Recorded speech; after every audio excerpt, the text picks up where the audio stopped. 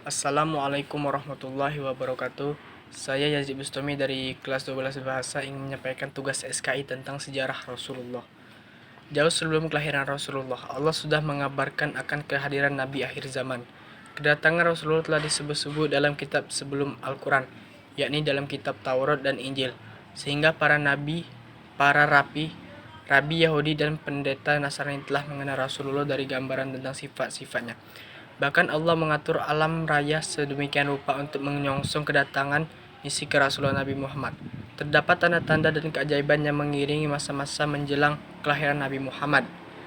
Nabi lahir pada Senin malam menjelang dini hari, 12 Rabiul Awal, pada tahun Gajah atau bertepatan dengan 23 April 571 Masehi, tepatnya 2 bulan setelah pasukan Gajah menyerang kota Mekah. Sebagian ada yang berpendapat bahwa Nabi lahir pada Senin 9 Rabiul Awal bertepatan dengan 20 April 571 Masehi. Beliau lahir di kampung Bani Hashim di kota Mekah. Namun menjelang kelahirannya, langit dan bumi menyambut dengan gembira. Selain itu, ada sejumlah peristiwa besar yang terjadi di dunia sebagai pertanda akan kelahiran Nabi. Seperti dikutip dari buku berjudul Uswatun Hasanah yang ditulis Haddad Alwi, keadaan di Mekah berubah menjelang kelahiran Nabi. Tarikh Islam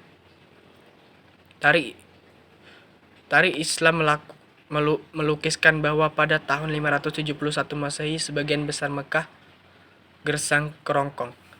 Dataran Mekah nyaris tak ditumbuhi tanaman selain pohon kurma, namun menjelang lahiran Nabi hujan tercurah lebat. Tanah di sekitar Mekah menjadi subur dan pohon-pohon menjadi rimbun dan berbuah lebat.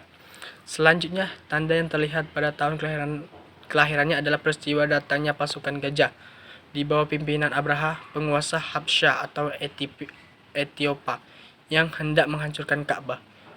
Dikisahkan Abraha adalah raja yang kejam dan arogan, yang menyerang Yaman dan berhasil menguasainya. Ketika ia mendengar orang-orang pergi haji ke Baitullah di Mekah, timbul keinginannya untuk membangun rumah suci di Yaman dengan maksud mengalihkan perhatian orang-orang agar berhaji ke Yaman dan bukan ke Mekah. Sementara itu, ada seorang badui yang datang dan membuang kotoran binatang di rumah suci buatan Abraha itu. Lantas Abraha yang merasa dihina bertekad membalas dendam dengan menyerang Ka'bah.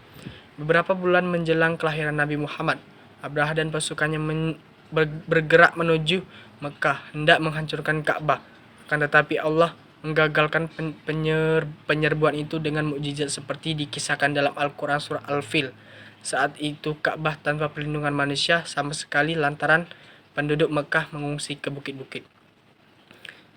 Saat hampir sampai ke kota Mekah, gajah-gajah itu berhenti dan berbalik mundur dengan izin Allah. Lalu langit penuh dengan kawanan burung ababil yang datang melemparkan batu satu persatu, batu kerikil panas ke arah Abraha dan pasukannya, sehingga Abraha dan pasukannya hancur. Abraha sendiri dikatakan lari kembali ke Yaman dan tak lama kemudian meninggal dunia. Selain itu, menjelang detik-detik kelahiran Nabi, benteng-benteng kezaliman mengalami keguguran. Misalnya, api suci yang dipuja-puja oleh Majusi atau Zoroaster di kuil pemujaan di Persia tiba-tiba padam. Api Majusi itu dikisahkan selalu menyala hingga hampir 1000 tahun. Di tempat lain, air danau yang dikultuskan orang-orang Persia tiba-tiba surut dan akhirnya kering. Sementara serambi-serambi istana Kisra atau Raja Persia yang merupakan pusat kezaliman dan kekafiran dunia tiba-tiba retak dan runtuh. Sementara itu, diriwayatkan bahwa pada malam kelahiran Nabi, bumi mengguncang sehingga berhala-berhala yang terpancang di sekitar Ka'bah jatuh bergelimpangan dan berhancuran. Dalam waktu yang sama, pada malam kelahiran Nabi Muhammad, Tasik Sapa atau semenanjung yang dianggap suci oleh para orang Persia tenggelam ke dalam tanah. Selain itu terjadi peristiwa menggemparkan di kerajaan Romawi, di mana beberapa buah gereja dan biara tiba-tiba runtuh. Demikianlah Allah memperlihatkan tanda-tanda kebesarannya akan datangnya sosok penutup para nabi yang akan menggoyahkan benteng-benteng kezaliman dan menyempurnakan kehidupan bangsa Arab sebelum datangnya Islam dikenal dengan istilah jahiliyah. Masyarakat jahiliyah ini diidentik dengan peradaban yang sangat buruk, pelacuran di mana-mana, pertumpahan darah, perbuatan keji yang tak dapat diterima akal sehat. Sebelumnya diutusnya Nabi Muhammad SAW, orang-orang Arab menganut agama Yahudi, Nasrani, Majusi, Sabi'ah, dan penyembahan berhala atau paganisme. Seperti apa kondisi sosial dan peradaban bangsa Arab masa zaman jahiliyah?